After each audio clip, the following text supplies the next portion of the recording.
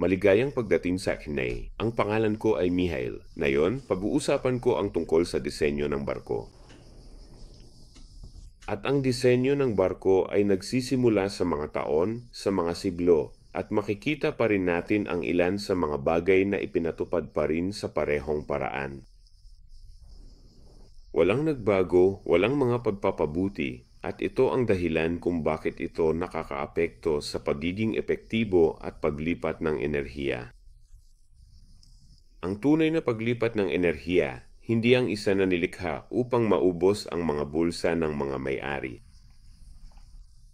At ang tunay na paglipat ay maaaring magmula sa mga kumpanyang talagang nagbabago, na talagang nagdudulot ng halaga sa ilalim na linya ng bawat isa at bawat kumpanya na kanilang namumuhunan sa ganoong paraan upang maging mabubuhay.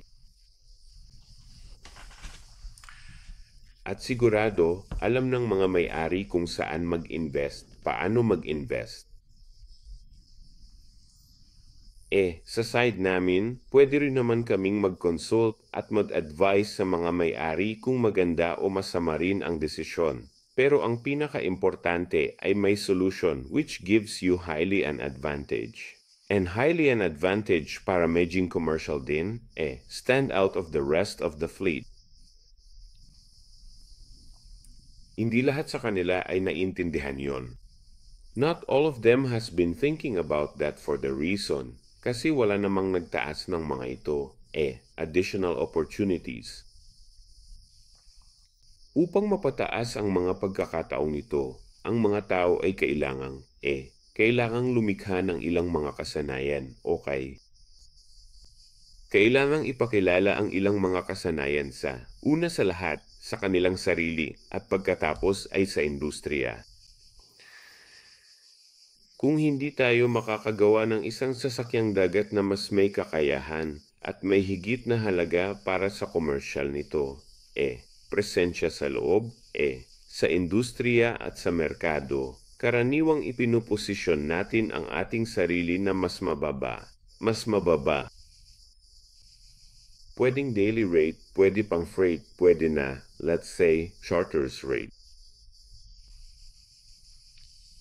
Kaya, ang aming misyon ay lumikha ng isang sasakyang dagat na kung saan ay lubos na komersyal na produktibo at hindi lamang lubos na komersyal na produktibo, pati na rin ang lubos na pagpapatakbo na produktibo.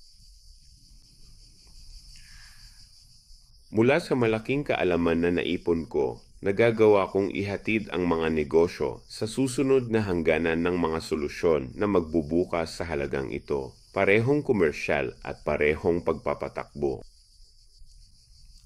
Ginagawa nito ang kapaligiran sa pagpapadala na madaling patakbuhin.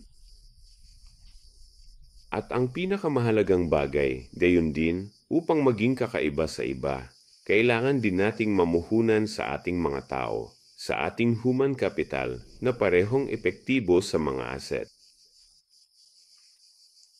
Kung titignan ko mula sa karanasan na mayroon ako sa pamamagitan ng mga sasakyang dagat at sa pamamagitan ng kaalaman, ang mga ari-arian at ang kapital ng tao, ito ay may katumbas na kahalagahan dahil ito ay napakahalagang kadahilanan sa ngayon. At tulad ng nakikita ko sa loob ng maraming dekada mula ngayon, kahit na may pagpapatupad ng ley, kahit na sa pagpapatupad ng bagong teknolohiya, ang kadahilanan ng tao ay mananatili doon. At ang pinakamahalagang bagay ay nakita natin ang mga halagang ito. Nakita natin na ito ay higit pa rito, na maaari tayong lumikha ng higit pa. Hindi mula sa pangangailangan, na gawin yon, ngunit mula sa pangangailangan na mapabuti at itakda ang mga pamantayan.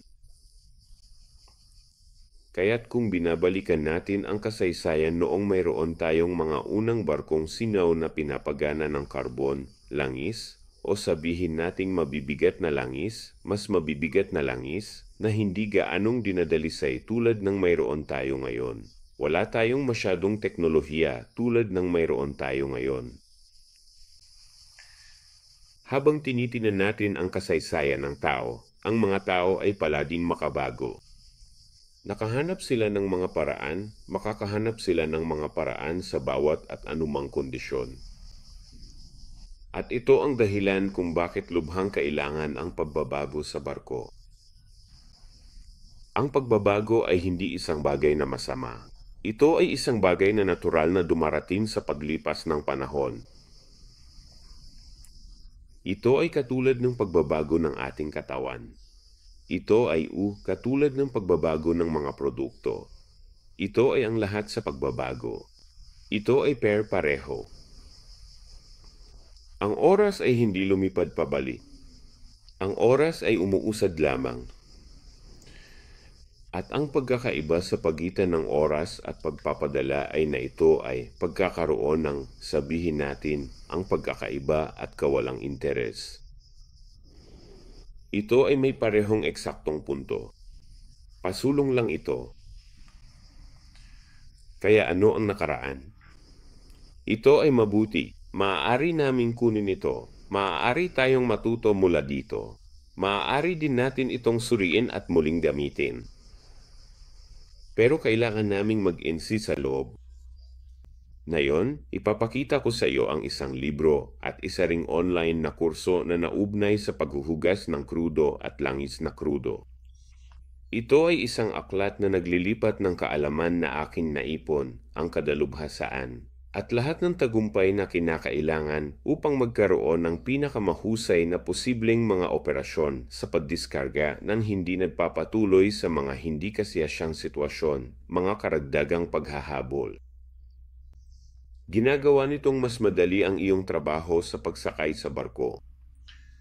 Talagang naniniwala ako sa material ng pagsasanay na aking milikha dahil lahat ng iyon ay napatunayan. At nasubok na ang pamamaraan at talagang nagdudulot ito ng halaga ng direkta mula sa unang pahina kung saan sinisimulan mong basahin ang aklat na ito.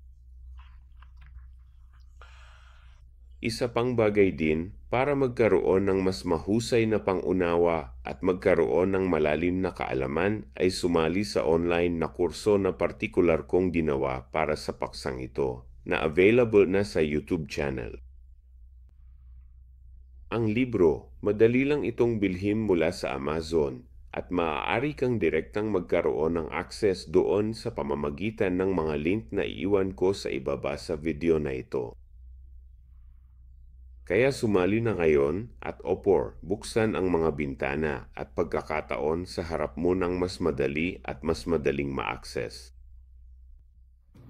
Ang gabay sa paghuhugas ng crude oil na may kombinasyon sa online na kurso ng Crude Oil Washing Masterclass ay magbibigay sa iyo ng praktikal na patnubay sa lahat ng mga yugto mula sa simula sa pamamagitan ng pag-unawa sa pag-ugali ng mga molekula ng bawat individual na grado, mga katangian nito, kung paano haharapin ang mga ito, kung ano ang dapat maging maingat, kung paano mag-troubleshoot kung sakaling may mangyari, kung paano piliin ang pinakamahusay na mga programa. Kaya lahat ng iyon, ito ay talagang kamangha-manghang paglalakbay sa pamamagitan ng paghuhugas ng krudo. Magbabago ito kung paano mo tinitingnan ang krudo at ang mismong discharge. Bibigyan ka nito ng mapagkumpetensyang kalamangan upang manatiling nangunguna sa makabagong kaalaman. Tumingin ka sa isang mas napapanatiling paraan ng pakikitungo sa paggawa ng barko, sa mga bagay sa pagpapatakbo, kaya naghahanap talaga upang mapabuti ang mga panig na iyon, paggawa ng barko at pagpapatakbo. Kapag ginawa namin yon, dadalhin namin ang kahusayan sa komersyo at dito ito nakatayo. Ito ay ang patuloy na pagpapabuti na ginagawa natin, na ginagawa ng bawat isa sa atin. Maaaring hindi lahat sa atin. Marahil ang ilan sa atin ay mas kaunti. Marahil ang ilan sa atin ay wala. Ngunit marahil ang ilan sa atin ay higit pa sa kinakailangan. Ngunit ang mga bagay na ito ay talagang nagdudulot ng pagbabago. Isang pagbabago pasulong sa isang higit pa napapanatiling hinaharap. Una sa lahat, para sa mga tao, para sa kapaligiran, at pagkatapos ay magsasama-sama ang komersyal. Nagdire-diretsyo ito. Ito ay darating talaga direkta. Kaya tingnan natin ng kaunti ang tungkol sa bilang isang kumpanya ng pagpapadala at bawat isa, sabihin nating kumpanya ng pagpapadala na nasa paligid. Anong uri ng mga pagbabago ang nagawa natin sa mga nakaraang taon? Ilagay ang lahat ng ito sa simula pa lang, sabihin natin, sa buhay ng iyong kumpanya at tingnan kung anong uri ng mga inobasyon ang nagawa mo sa paglipas ng mga taon. Anong uri ng mga inobasyon? At kung paano dinadala ng mga inobasyon at pagbabagong ito ang halaga o pagtaas, sabihin natin ang halaga ng shareholder na labis na interesado sa dulo sa komersyal na halaga. Ilagay ito at tingnan ang mga pagbabago, kung paano rin ito binabago ang pagdalaw ng kumpanya at ang diskarte ng kumpanya. At ikumpara lang ang maliliit na bagay. Sigurado ako na makikita mo na ang lahat ng mga punto na nalikha at nakuha ang mga naturang pagbabago. Ito ay may direktang epekto sa presyo ng shareholder. Okay. Naiintindihan namin na ito ay matipid. Ito ay isang epekto na matipid pati na rin mula sa mga panlabas na mapagkukunan. Ngunit ang mga punto kung saan ang mga turning point ay teknolohikal o ilang mga desisyon, ilang mga pagbabago, ito ay nakikita rin. Dapat itong makita. Ito ay katulad, sabihin nating na mayroon kaming isang pag-install para sa scrubber. Ang barko ay tumatagal ng 30 hanggang 45 araw. Kaya karaniwang, ang lahat ng mga puntong ito ay maaaring makilala. Magkano ang pagkawala natin sa mga petsang yon? Dahil wala tayong alokasyon ng sasakyang pandadat. Ito ay nakatuon para sa dry dock at sabihin nating ang mga gastos para sa pag-install ng system. Kaya, kung titingnan yon, makikita mo kung ano ang nawala sa iyo o kung ano ang iyong natamo ng mabilis. At ang pinakamahalagang bagay na nais kong sabihin dito upang hindi na umikot-ikot at lahat ng mga bagay na, kung titingnan mo ang mga sisidlan, sa ngayon, noong unang panahon, sa loob ng maraming taon, walang pagbabago sa disenyo. At nakita ko na sa pinakamadaling bagay na may pinakamadaling pagbabago, karaniwang maaari kang manalo mula sa disenyo. Maaari kang manalo ng direkta mula sa disenyo na mas kaunting gastos sa mismong disenyo. Ito ay muling tukuyin ang mga operasyon kung paano ito naging sa ngayon. Ito ay nababawasan ng oras ng 50% sa mga operasyong iyon. Ginagawa nitong mas ligtas at mas madali silang magtrabaho. At ang ibig sabihin nito ay binabawasan natin ang ating mga gastusin. Mas maganda ang sasakyang dagat, flexibility, at saka ang mga may-ari ng barging. Ang mga sasakyang pandagat mismo ay maglalaan ng mas kaunting oras. At mas pinasaya natin ang ating mga tao dahil ang mga tao ay hindi mga robot. Okay. Kailangan nila ang pakiramdam ng kaligtasan at ang kaligtasan ay kasama rin sa pagbawas ng oras. Tulad ng alam mo at tulad ng nakita mo, at ito ang katotohanan, hanapin ang anumang mga sisidlan na darating sa Rotterdam, okay? At kunin ang mga oras ng pahinga mula sa mga taong nakalaan sa barko. Okay. Makikita mo na ang lahat ng mga tao na nagtatrabaho. Sabihin natin, Ang mga senior na opisyal at lahat ng mga bagay, wala silang karaniwang oras ng pagtatrabaho at ito ay malinaw na nakikita. Kaya alam ng mga superintendente yan. Alam yun ng kontrol ng port side. Kita nila ang kanilang mukha. Nakikita nila ang kanilang mga mata.